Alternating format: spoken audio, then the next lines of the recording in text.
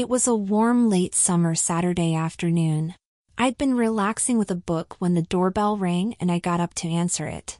Standing at the door was my neighbor's kid. From Facebook I knew that Andrea was going by Andrew now.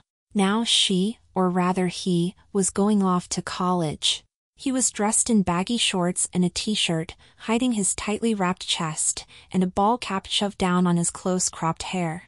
"Hi, Mr. Ryan," he said shyly. I'd watched Andrew grow up from a small playful child in a bright pink snowsuit building snowmen in the conjoined yard, to a very quirky and somewhat sullen teen. When Andrea was a child she was very gregarious and outgoing. But as she grew and began exploring her personality we'd not interacted much even though I was very friendly with her parents. As I began to notice changes in Andrea's behavior, I began to get uncomfortable. It was my fault. Her exploration made me very self-conscious of my own secret. Her freedom and bravery highlighted my own closeted fears. Andrea first began to show signs of being a tomboy just before her puberty.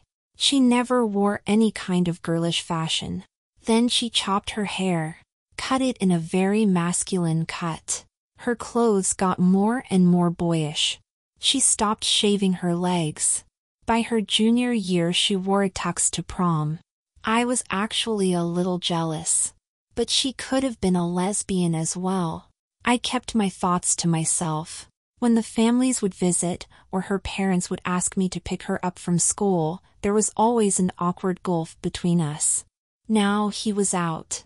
He was going to college as Andrew. No one knew my secret.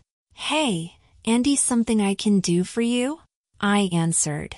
"Yeah, I was wondering, before I leave for school if I could talk to you. Is your wife around?" "No. She's out for the day." This was really awkward. I didn't know how to react.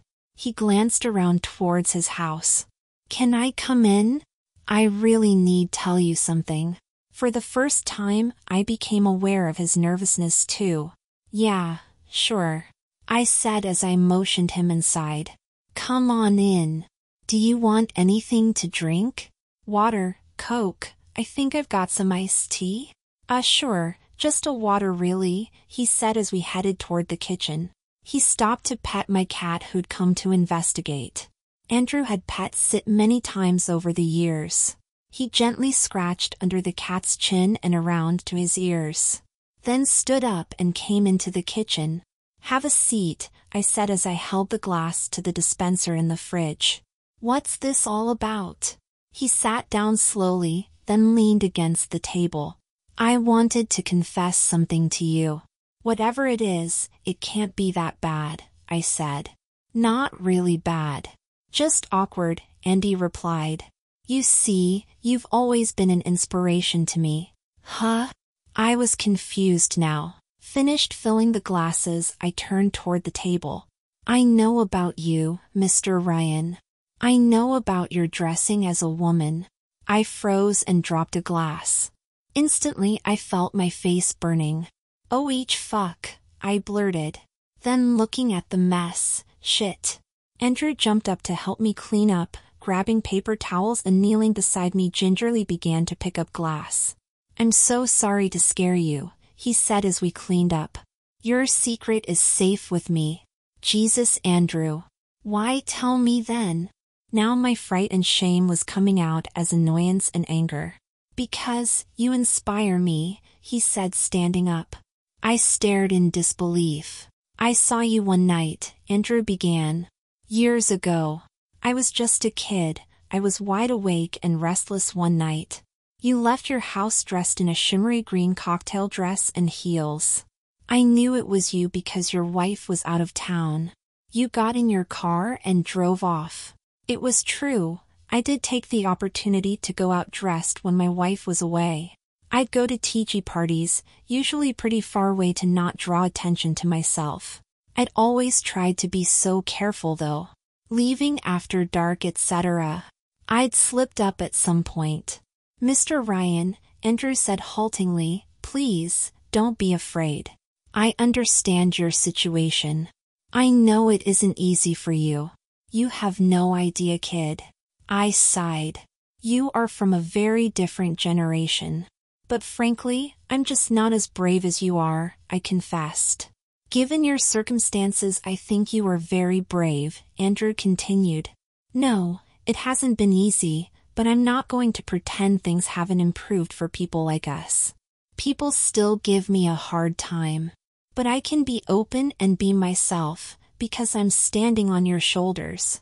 Andrew reached out and helped me rise to my feet. I wanted you to know that before I went away to school.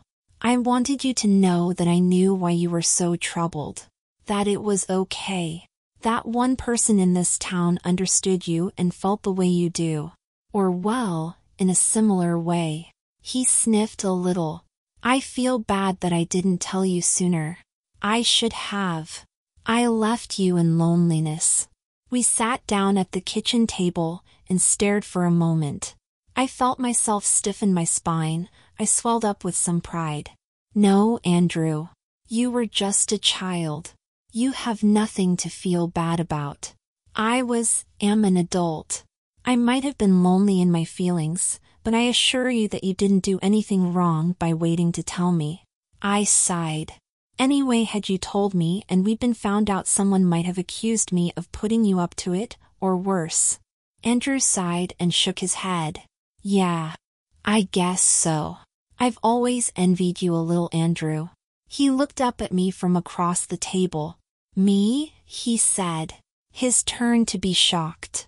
Yeah, you've known for a long time how you felt, and rather than fight it, you embraced it. I've fought with myself for decades. Now, I've come to accept myself, but I live with one foot in each world.